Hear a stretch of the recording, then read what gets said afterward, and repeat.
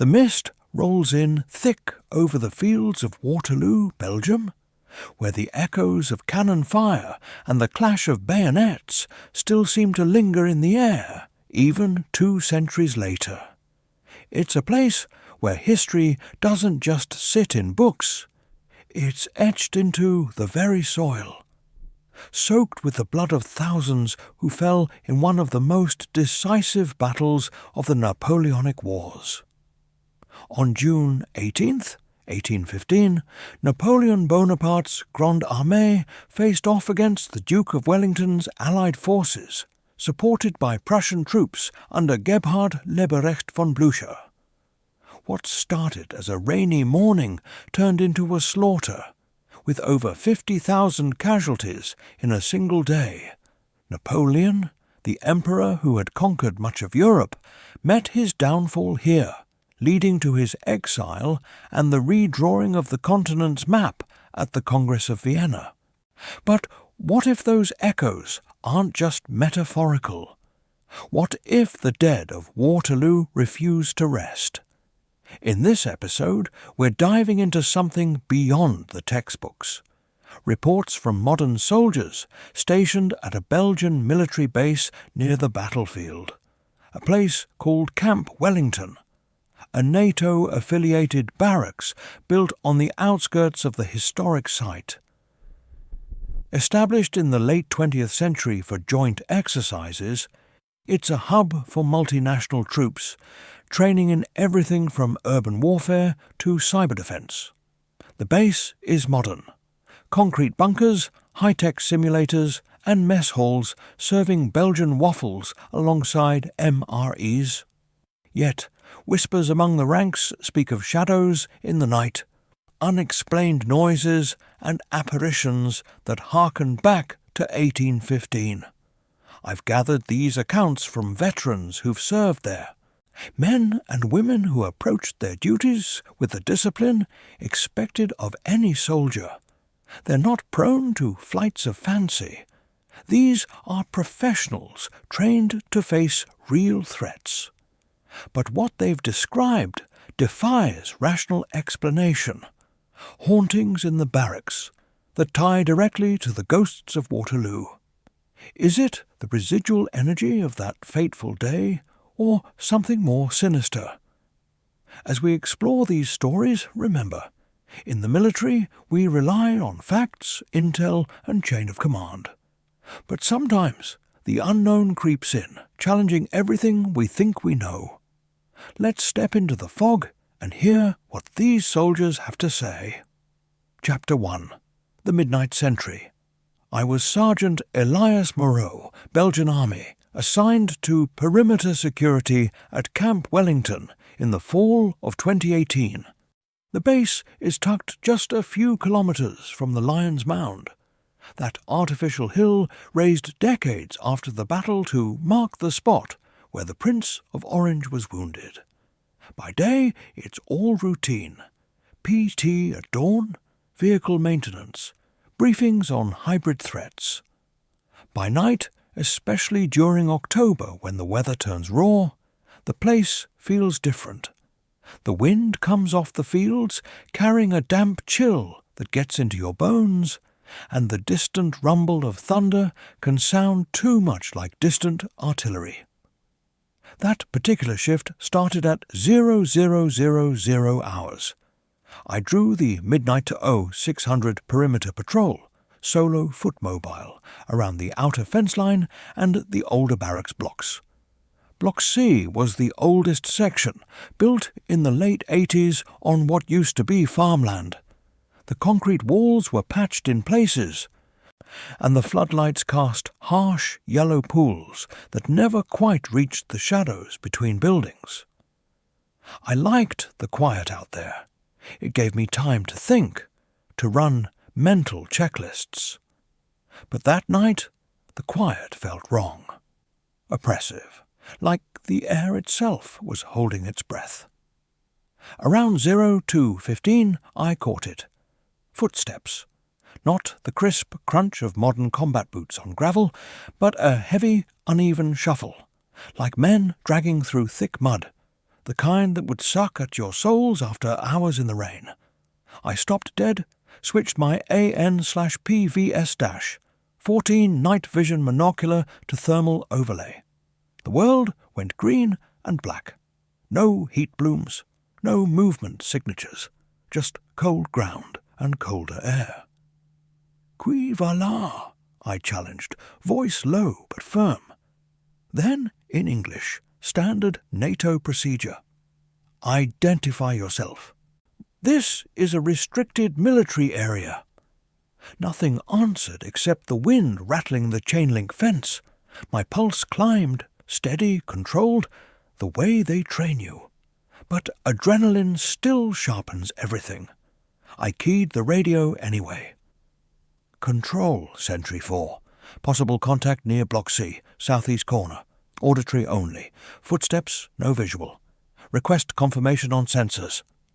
Static hissed back. Then the duty NCO. Sentry 4, this is Control. Motion sensors and IR all green. No contacts on camera. You got eyes on anything? Negative visual, but the sound is persistent. Advancing to investigate. Copy. Proceed with caution.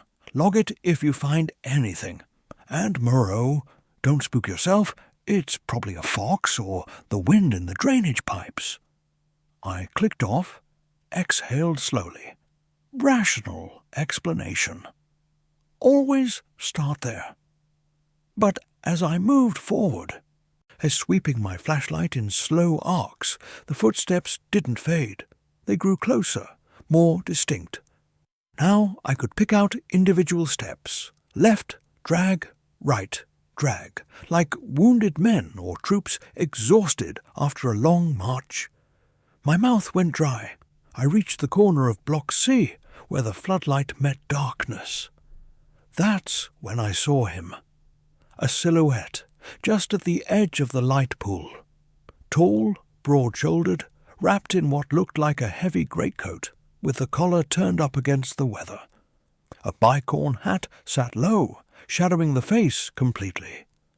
The posture was unmistakable, rigid, commanding, the way officers stood even under fire. For half a heartbeat, the epaulets caught the light, gold, fringed imperial style. Napoleonic. Not a reenactor costume, not a prank. Too solid, too wrong. I brought my rifle up instinctively, finger indexed outside the trigger guard. Halt! Hands where I can see them! Identify! The figure turned slowly. No rush, no fear, just deliberate. I swear the eyes, though hidden in shadow, locked on mine. Then the mist thickened, swirling in like smoke from black powder volleys, and the shape simply dissolved. 1 second there, the next gone.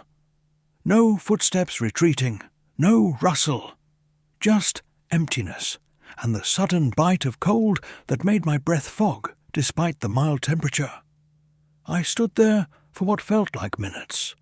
Weapon still raised, sweeping the beam back and forth. Nothing. Eventually, I lowered the rifle, hands shaking just enough to notice. I crouched where the figure had stood.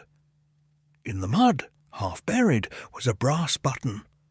Old, tarnished, the surface bearing a clear raised eagle clutching thunderbolts. Imperial Guard.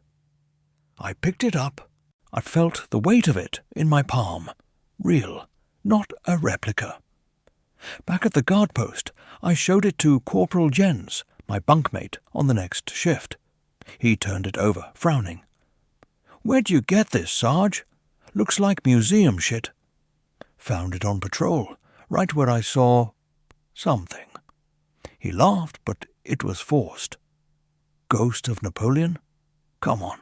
Probably lost by a tourist or a history nut. Don't let it get in your head."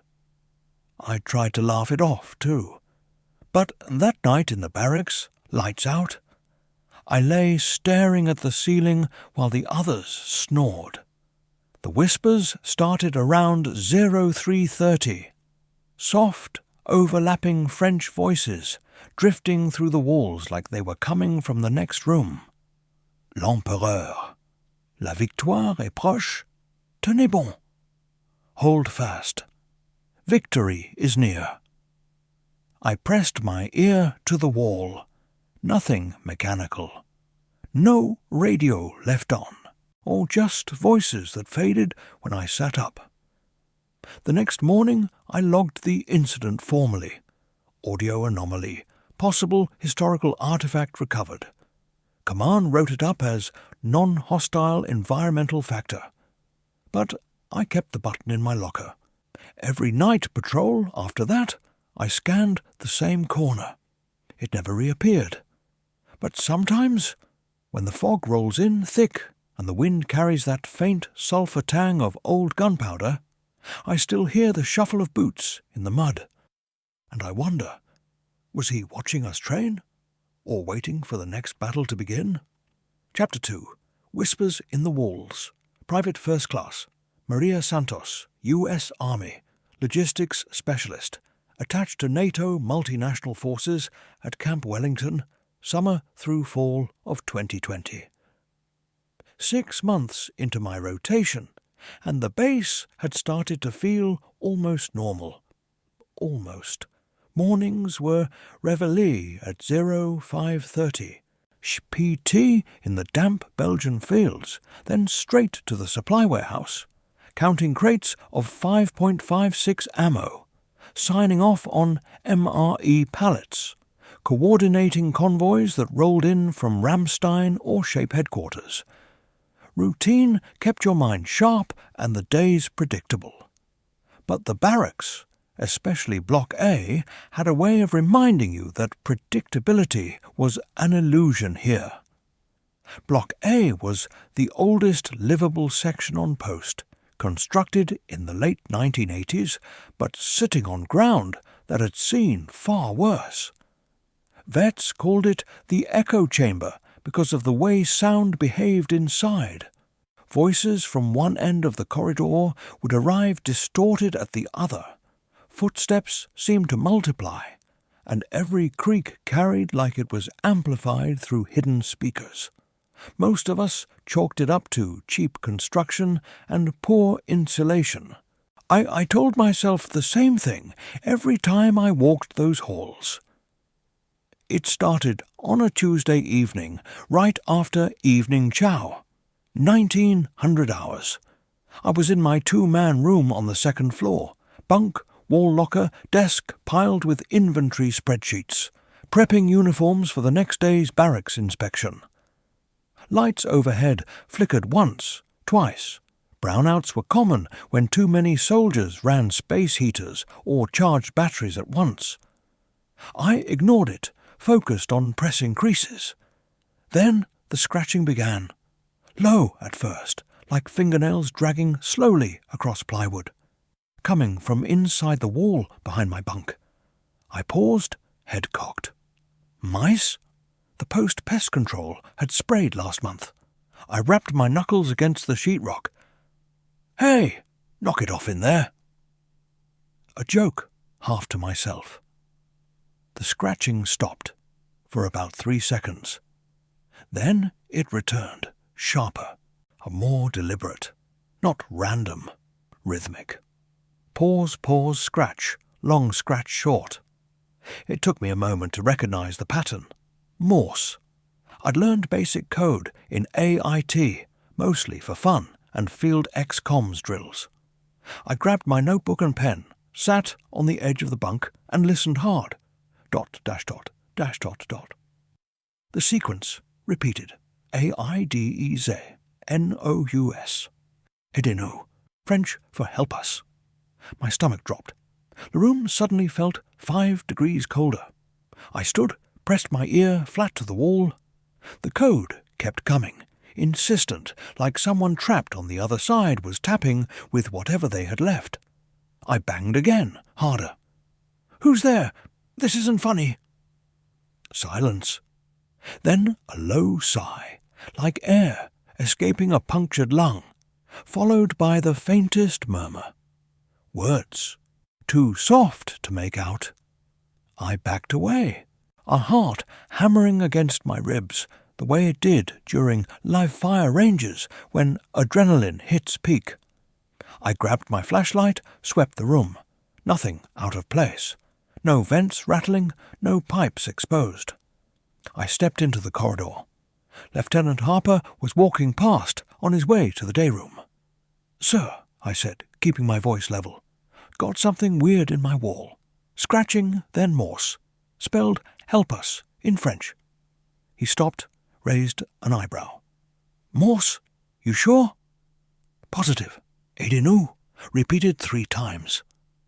Harper exhaled through his nose. "Santos, we've got rats the size of small dogs in these old blocks.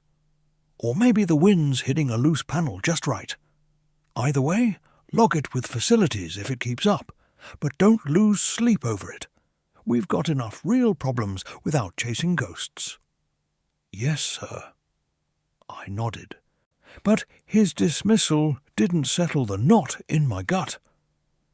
That night, I tried to rack out at 2,200 like normal. Lights out. Barracks quiet, except for the occasional cough or toilet flush down the hall. Around 0300, the whispers arrived. They weren't loud, just persistent.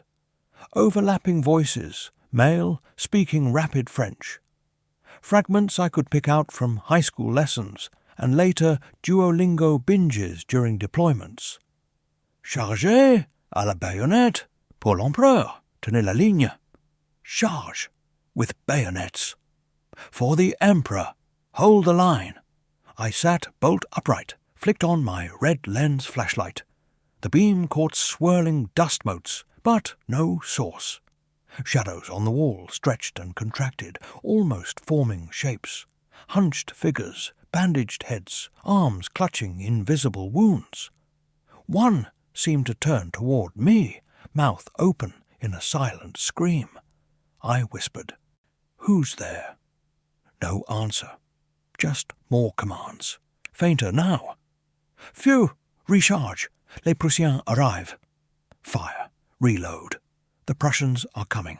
I didn't sleep after that. At dawn, I hit the gym to burn off the nerves, then cornered my squad leader during morning formation. "Sergeant, last night, whispers in the wall, battle orders, French, and earlier, Morse begging for help." He looked at me for a long beat. "Santos, you've been pulling long hours. Stress does funny things. Focus on the mission. If it happens again, we'll get medical to check you for auditory hallucinations. But right now, gear up. We're short-staffed." Later that week, during a base familiarization brief for new arrivals, the historian guide mentioned it casually. Block A sits partially over what locals call a mass field grave, from June 1815. After the battle, farmers buried hundreds where they fell, quick pits, no markers. When they built the barracks, they simply poured foundations on top. Official records say the remains were relocated, but, well, not everything gets moved. The words landed like a gut punch. Forgotten dead, still crying out under concrete. Was that what I'd heard? Residual pain echoing through the structure? Or something aware, reaching out? After lights out the next few nights, I'd leave my voice recorder running. Playback gave static, distant thunder, and once, just once, a clear, whispered aidez-nous, right at the 2-minute mark. I never played it for anyone. Some things you carry alone. But every time I walk those halls now, I listen. And sometimes, when the building settles and the wind dies, I still feel it. A cold brush against my shoulder. I'm like a dying man's last grasp for comfort. They're not gone, they're waiting, and they're asking for help we can't give. Chapter 3. The Phantom Formation. Captain Thomas Reed, British Army, serving as liaison officer with a multinational battle group at Camp Wellington, spring of 2019. My job was coordination, bridging language barriers, aligning doctrine, and turning joint exercises into something that actually resembled combat readiness. We ran a lot of historical scenario drills at Waterloo. Nothing disrespectful, just practical. Terrain analysis, command friction between coalition forces, the fog of war. The locals even appreciated it, kept the memory alive without the tourism gloss. That particular iteration was scheduled for 0400 kickoff on a Thursday in April. Weather forecast called for low cloud and ground mist, perfect for replicating the morning of June 18th, 1815. We staged on the open training field that borders the base perimeter. Maybe a kilometre from Hougoumont Farm replica we sometimes used for close-quarters battle practice. My platoon, mixed British, Dutch and Belgian troops, was tasked with holding the Allied ridgeline while the French off-or advanced from the sunken road. Visibility was trash before first light. Fog so thick it swallowed the floodlights at 50 metres. We were in full battle rattle, plate carriers, NVGs flipped down, weapons on slings, comms checked. I walked the line, giving final briefs. Eyes on sectors, no firing till my command. Remember, this is blanks and simunition only. But treat it like live. Maintain spacing. Watch your intervals. Private Wilkins, one of the younger lads, muttered under his breath as I passed, "Feels like we're actually waiting for Boney, sir."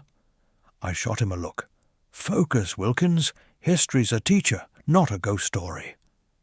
At 0355, we went radio silent for the approach march phase. Then it happened. Bugle calls, sharp, brassy, antiquated, cut through the mist from the direction of the enemy start line. Not our kit. Our signals were modern, short electronic tones or voice. These were long, mournful notes, the kind you hear in grainy recordings of Napoleonic field music. Everyone froze. I keyed the headset. Op 4, this is Blue 1. You sounding off early? Confirm your signals. Static. Then a second bugle, closer, answered by what sounded like a distant drum roll. Steady marching cadence. Blue 1, Op 4 actual. Negative on bugles. Our comms are quiet.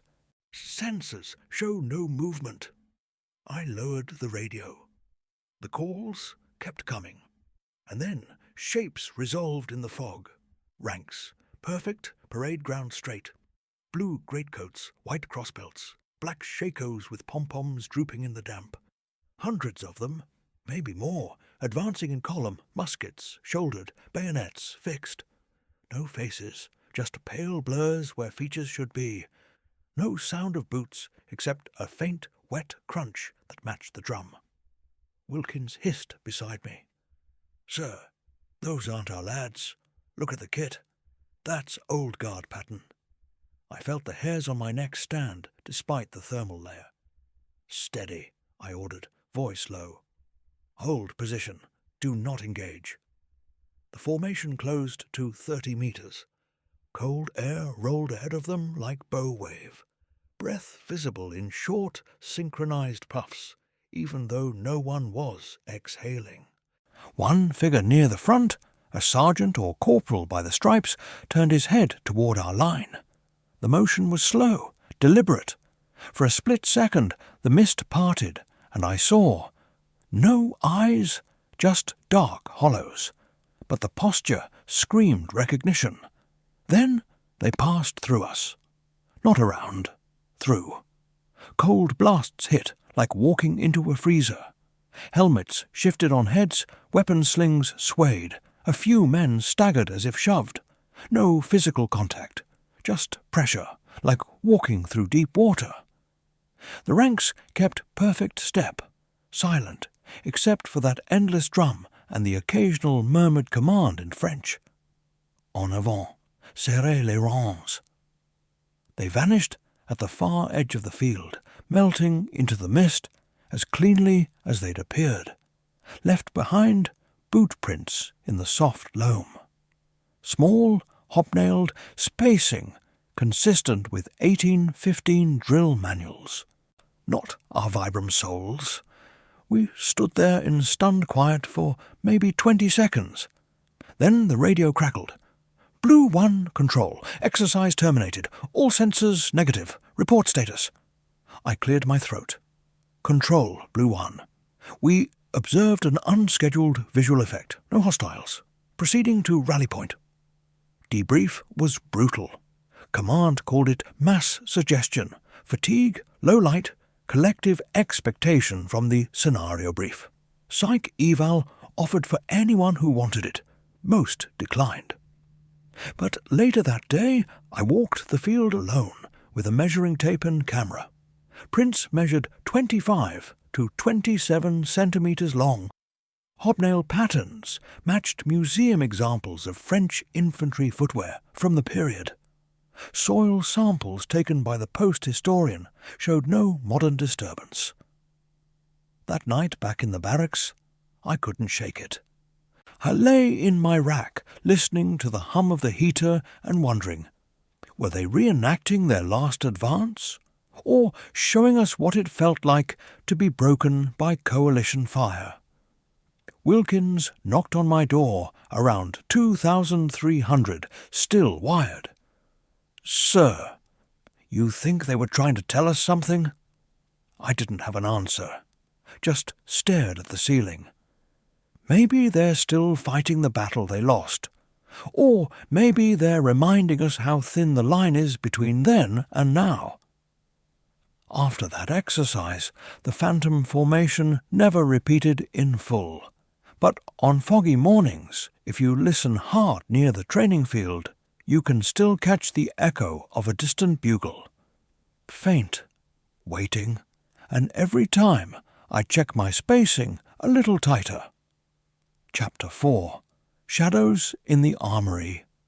Staff Sergeant Karl Becker, German Bundeswehr, assigned as primary armourer at Camp Wellington from early 2021 through mid-2022. The armoury was my responsibility. Secure storage, issue and return of all small arms, maintenance logs, quarterly inventories. We dealt with modern NATO standard kit, G36 assault rifles, P8 pistols, MG5 machine guns, night vision optics, suppressors, grenade launchers. Everything locked behind biometric safes and double-key vaults. The building itself was older than most of the post, a thick stone barn from the early 1800s, originally part of a nearby farmstead, later incorporated into the base footprint during the Cold War expansion.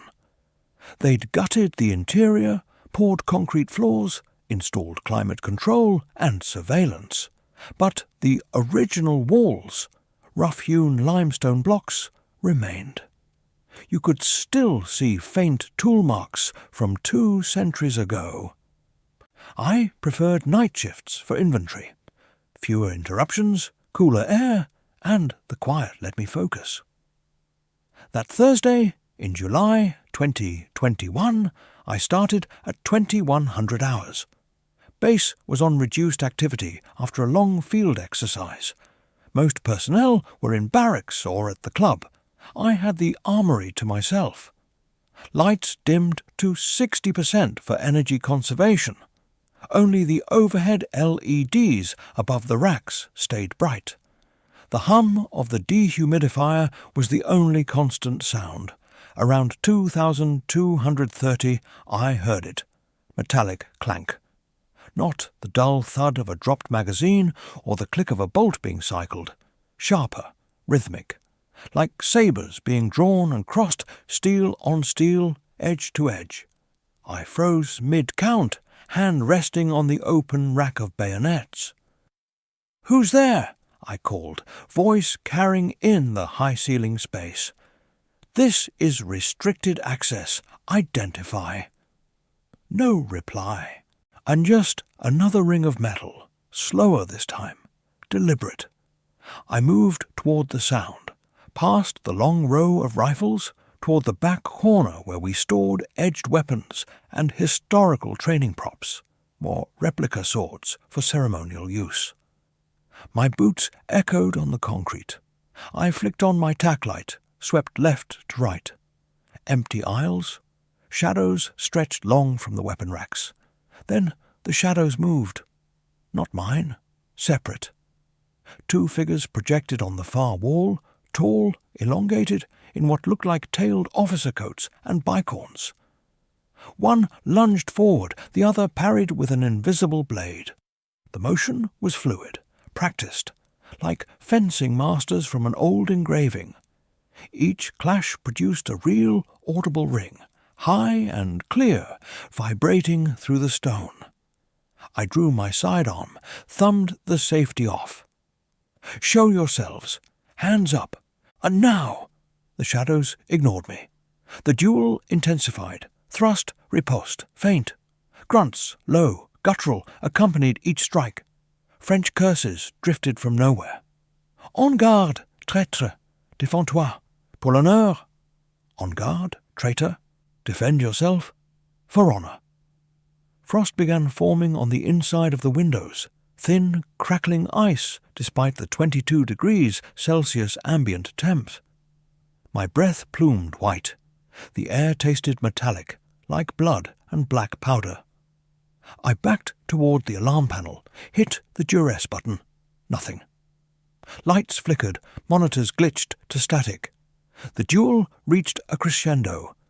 One shadow drove forward in a final lunge. The other staggered, clutched at its chest. A wet gurgle echoed, too real. Then both forms collapsed into a single dark smear on the wall before vanishing. Silence. Except for my own breathing, ragged now. I stood there, weapon still raised, until the security response team breached the door 30 seconds later. 4-man element, weapons drawn. "Sergeant Becker, status." "Clear," I managed. "Possible intrusion. Auditory and visual anomaly. No physical breach." They swept the room. Found nothing. No open doors, no disturbed racks, no footprints. But when I pointed to the floor beneath where the shadows had duelled, there it was. A single rusted bayonet. Charleville pattern, 1777 model. Standard French infantry issue at Waterloo.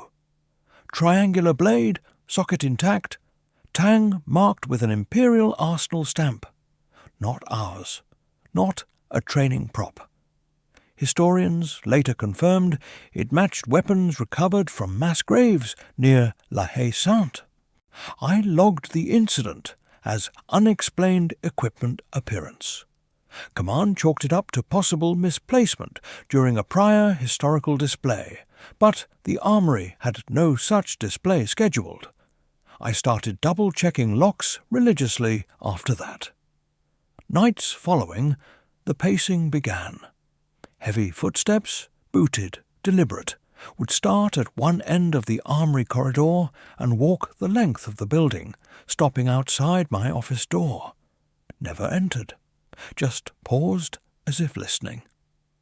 I'd sit with my back to the wall, sidearm on the desk, waiting for the knock that never came.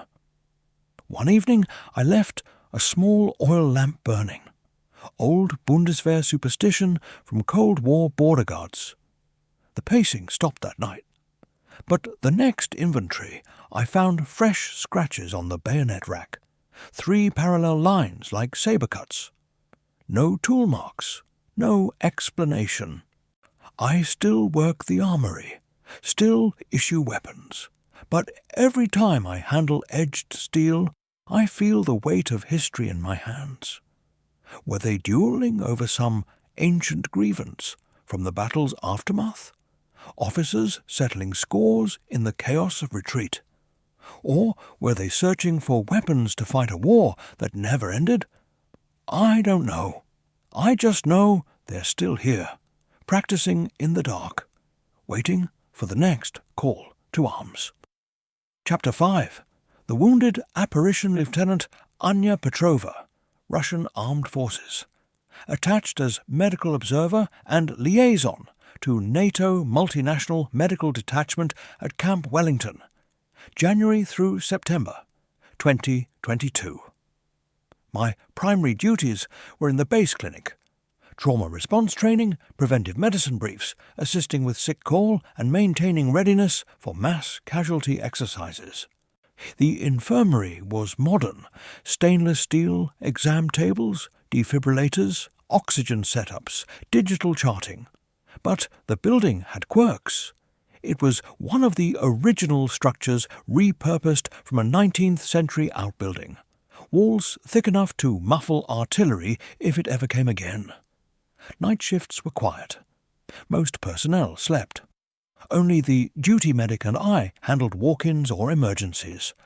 One overcast February night, around 23:45 hours, the clinic was empty. No patients, no alerts. I was finishing chart reviews at the nurses' station when the moans started, or low, guttural. Pain, not theatrics. Coming from treatment room 2, the far end, where we kept overflow beds and minor procedure gear. I grabbed my stethoscope and penlight, moved quietly down the corridor. "Hello? Anyone in there?" No response except another groan, wet and laboured, like a man drowning in his own blood. Room 2 was dark. I flicked the switch. Fluorescence buzzed to life. Empty. Beds made, curtains drawn back, monitors off. But the moaning persisted, now accompanied by shallow, rattling breaths. I swept the room with the light. In the corner, against the wall where no bed stood, a shape coalesced. He was lying prone on nothing, suspended just above the floor as if on an invisible stretcher. French infantry uniform, sky-blue coat torn open at the chest, white breeches soaked crimson from mid-thigh down, left leg mangled below the knee, bone protruding through shredded flesh, black from powder burns and infection, face ashen, sweat beading despite the chill. Age maybe 25. Eyes, milky, unfocused, locked on me. "Médecin, s'il vous plaît," he rasped. "De l'eau," the cannon. It took my leg at Hougoumont. I froze. Training screamed check vitals, apply tourniquet, call for help. Instinct said this wasn't flesh and blood. I stepped closer anyway. "I'm here. Stay still. Tell me where it hurts." He reached out, fingers translucent, trembling. "Grape shot from the battery on the ridge. They cut us down like wheat. The surgeons, they soared without ether. I begged for water. No one came." His voice cracked on the last word. The room temperature plummeted. Frost rimed the edges of the stainless tray table. I could smell it now. Coppery blood, gangrene, black powder residue, wet wool. Real odours, impossible in a sealed clinic. I knelt, keeping distance. "You're safe now. What's your name, soldier?" "Jacques. Jacques Lefebvre, 2nd Regiment de Ligne.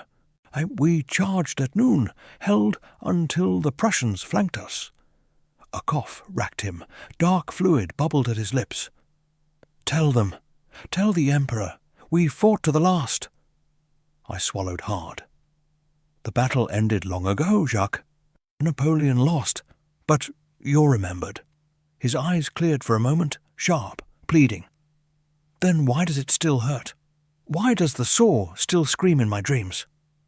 Before I could answer, he faded. Not vanished, dissolved slowly, like smoke in wind.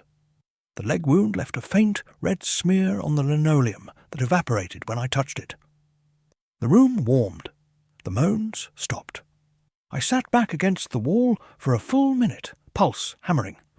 Then I logged it as possible auditory/visual hallucination due to fatigue. But I knew better. He returned 3 more nights that week, always after midnight, always in the same corner. Each time more detail. The stink of suppuration stronger, the pleas more desperate. On the fourth night, I brought a plastic cup of water from the sink and set it on the floor where his hand would reach. "Here, Jacques, drink." He appeared, reached. The cup tilted, water spilled across the tiles, then vanished with him.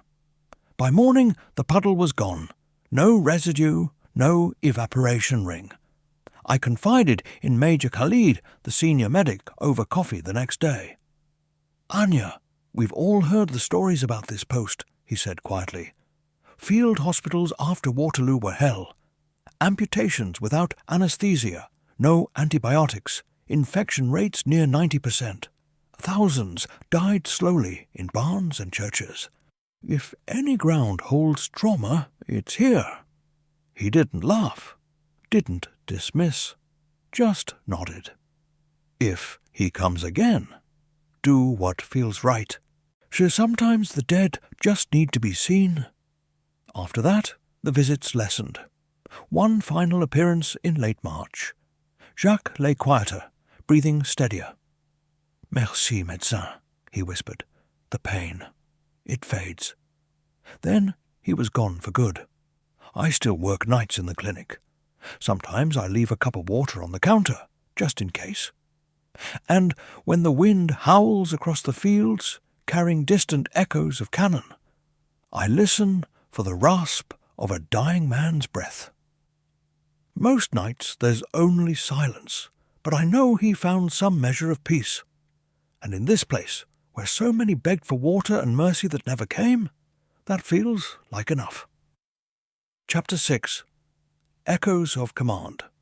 Major Luc Duval, French Army, Detachment Commander for Joint Operations Training at Camp Wellington, assigned from late 2016 through 2018. My role demanded precision, synchronizing multinational elements, translating doctrine across languages, running tabletop and live exercises that dissected historical campaigns for modern application. Waterloo lent itself perfectly. Complex terrain, coalition friction, decisive timing.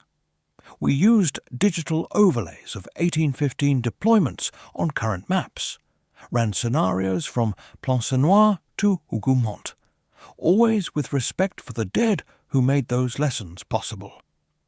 One stormy November night in 2017, around 23:30 hours, I was alone in the operations room. Secure vault door locked, red night vision lights on to preserve dark adaptation. Rain hammered the roof like distant artillery. I was finalizing a brief for the next day's Prussian flank simulation. Red markers for Blucher's advance, blue for Wellington's line, Napoleon's positions in black. The room smelled of coffee and ozone from the storm. Then the voice. "Mon général, les Prussiens arrivent par la droite. Nous devons pivoter." Clear, resonant, unmistakable timbre. Low, clipped, Corsican accent. Not from speakers. Not a recording. Coming from the far end of the table where the maps lay spread. I turned slowly. He stood there. Stocky frame, green chasseurs à cheval coat, bicorn hat under one arm, right hand tucked inside his waistcoat in that famous pose. Face pale but sharp, eyes fixed on the map as if calculating angles of fire. No hologram flicker. Solid enough that rain shadow from the window fell across his shoulders. I kept my voice level, the way you address a superior even when your mind races. "Identify yourself." He didn't look up. Instead, he tapped the map with a gloved finger. Right at the ridge, near Papelotte. "Ici, l'attaque doit venir ici, maintenant. Grouchy-tarde. Mais Blucher ne pardonne pas. Changez l'ordre. Envoyez la garde. Change the order. Send the guard." Words that echoed every historian's debate. Why Napoleon held the Imperial Guard so long. Why the final charge failed. I stepped closer, pulse steady but elevated. "This is a NATO facility. You are not authorized." He finally met my eyes, dark, intense, weary beyond exhaustion. "La bataille est perdue sans vous, Duval. Vous comprenez le terrain. Vous avez les outils que je n'avais pas. Communication, drone, précision. Ne répétez pas mes erreurs." "Do not repeat my mistakes." Papers on the table stirred as if by breath. The overlays shifted, digital markers realigning to his pointed finger, formations adjusting in real time without input. The Prussian approach arrow thickened, curved aggressively. Wellington's line thinned at the hinge. I reached for the phone to call security. My hand passed through the receiver like mist. The line was dead, static, then a faint echo of cannon. "Écoutez," he continued, voice dropping. "Le brouillard du matin, la boue, la fatigue. J'ai sous-estimé l'alliance. Vous pouvez corriger cela. Entraînez-les mieux, faites-les tenir. Train them better. Make them hold." Lightning flashed. In that instant, he was closer. Close enough I could see the strain in his jaw, the faint scar above his eye. Then thunder rolled, and he began to fade, form dissolving into the map shadows. "Wait," I started. "Vive la France," he whispered, "et vive l'honneur." Gone. The room snapped back, lights steady, rain ordinary, maps unchanged. But when I looked down, the handwritten notes had appeared in faded brown ink on the margin. Napoleonic script, verified later by a Sorbonne historian against authenticated samples. Attaquez le centre à 14 heures. Garde en réserve jusqu'à la rupture. Attack the centre at 1400. Guard in reserve until breakthrough. I sat for 20 minutes, breathing hard before radioing the duty officer. "Ops room secure. Possible anomaly. No breach." Debrief was clinical. "Stress from long hours, Major. Auditory hallucination. Log it and move on." They didn't see the notes. I photographed them first, then locked the originals in my safe. Command never asked to see them. In the weeks after, the echoes returned, not full apparitions, but fragments. Orders barked in empty corridors at 0200. Formez les carrés. Form squares. Footsteps pacing outside my quarters, halting as if listening for my response. During one night exercise, my radio picked up interference, his voice overlaying our net. "Tenez! Tenez la ligne!" I never spoke of it openly again, but every time we ran a Waterloo scenario after that, I adjusted the briefs subtly, emphasized coalition timing, urged restraint on reserves, stressed communication discipline. My troops performed better. Casualty sims dropped. Command noticed the improvement, credited doctrine refinement.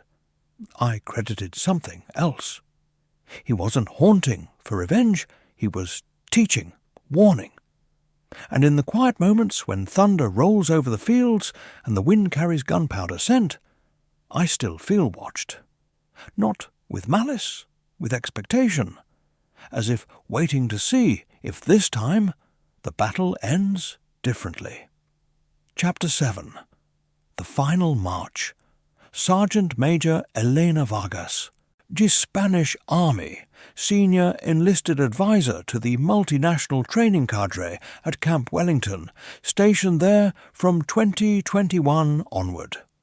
By June 2023, I had seen most of what the base could throw at a soldier. Power outages during exercises, equipment failures in the rain, the usual grind. But the night of June 18th, the exact bicentennial plus 8 years, felt different from the moment retreat sounded. Command had authorized a low-key memorial on the parade ground.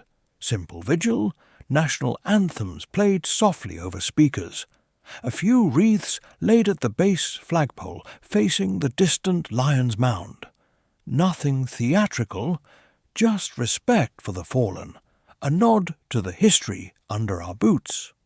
About 200 personnel turned out, multinational mix in service dress or PTs, standing at ease under floodlights. Sky clear for once, stars sharp. A light breeze carried the scent of cut grass and distant wood smoke. At exactly 23:59, the bugles started again, not ours. Faint at first, then swelling. French réveil blending into British assembly, Prussian signals cutting through. No one moved. We all recognized them by now. Then the mist rose, unnatural, rolling in from the training fields like artillery smoke. Shapes formed in it, ranks upon ranks, hundreds, maybe more. French grenadiers in bearskins, British redcoats with stovepipe shakos, Prussian dark blue, Dutch orange plumes, even scattered Highlanders in tartan. No faces clear, just outlines, translucent but marching in perfect order. Muskets shouldered, bayonets fixed, colours uncased and fluttering, though no wind touched them. They advanced across the parade ground in slow time, silent except for the rhythmic tramp of spectral boots on gravel that left no prints. No aggression, no charge, just procession. Tired, disciplined, eternal. I felt the hair rise on my arms. Beside me, a young Belgian private whispered, "Madre de Dios, they're all here." A British corporal beside him crossed himself. No one broke ranks. We stood frozen, weapons long gone to the armoury, but training held us steady. The columns passed within metres. Cold gusts brushing faces, the faint smell of wet wool, black powder, blood. One figure near the front, a tall silhouette in a dark greatcoat, cocked hat unmistakable, paused opposite our line. Wellington. He raised a hand in slow salute. Across from him, another shape in green turned. Napoleon. Their eyes, if they had eyes, met for a heartbeat. No words, just acknowledgement. Then the march continued. They flowed past the flagpole, around the wreaths, toward the open fields beyond the fence. As the last ranks faded into the mist near the base perimeter, the bugles sounded one final call. Cease fire, long and mournful. Then silence. The mist lifted as quickly as it came. Floodlights bright again. Stars unchanged. No footprints, no residue. Just 200 soldiers staring into empty arse. Afterward, in the mess hall over coffee at 0200, no one joked. A French captain said quietly, "They were saying goodbye." A Dutch sergeant nodded. Or handing over watch. I don't know what it was. Residual trauma playing out one last time, or the dead finding peace on the anniversary. But since that night, the barracks have been quieter. No more pacing footsteps, no whispers in the walls, no shadows dueling at midnight. The hauntings stopped. Not gone? Perhaps. Just resting. And in this place, where so many refused to yield 2 centuries ago, maybe that's the closest thing to victory any of them will ever know.